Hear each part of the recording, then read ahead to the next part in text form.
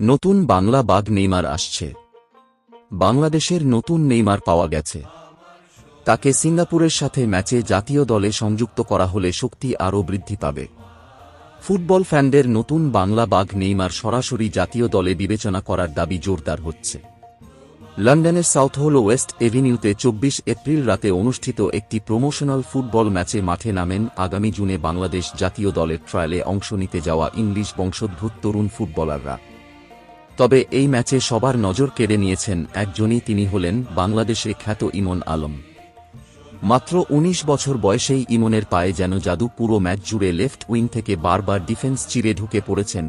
দারুণ সব dribbling, pass আর মুভমেন্টে রীতিমতো ঝলসে উঠে সবাইকে চমকে দিয়েছেন।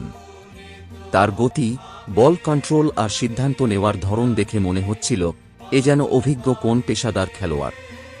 দর্শক থেকে শুরু করে কোচ, সবার মুখে একটাই কথা, এ দেখি নতুন নেইমার। ইমন আলম বর্তমানে ইংল্যান্ডের টায়ারের ক্লাব মার্গেটসের অনূর্ধ্ব-23 দলে খেলেন। তার স্বপ্ন আরও বড়, বাংলাদেশের জাতীয় দলের জার্সি গায়ে তোলা। তিনি জুন মাসে ঢাকায় অনুষ্ঠিতব্য ট্রায়ালে অংশ নিতে আসার আগেই সরাসরি জাতীয় দলে সংযুক্ত করা হলে শক্তি আরও বৃদ্ধি পাবে। যেভাবে ইমান আলম এই ম্যাচে নিজেকে উপস্থাপন করেছেন, তাতে তাকে ঘিরে প্রত্যাশা তৈরি হওয়াটাই স্বাভাবিক। ভবিষ্যতে বাংলাদেশ দলের উইংয়ে হয়তো দেখা যাবে এই প্রতিভাবান ফুটবলারকে।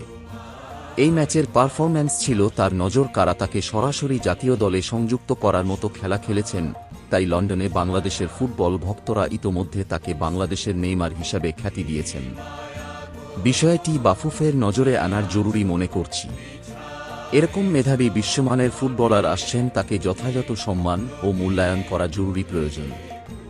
নতুন নতুন খবর পেতে সাবস্ক্রাইব করুন আমাদের চ্যানেলে। ধন্যবাদ।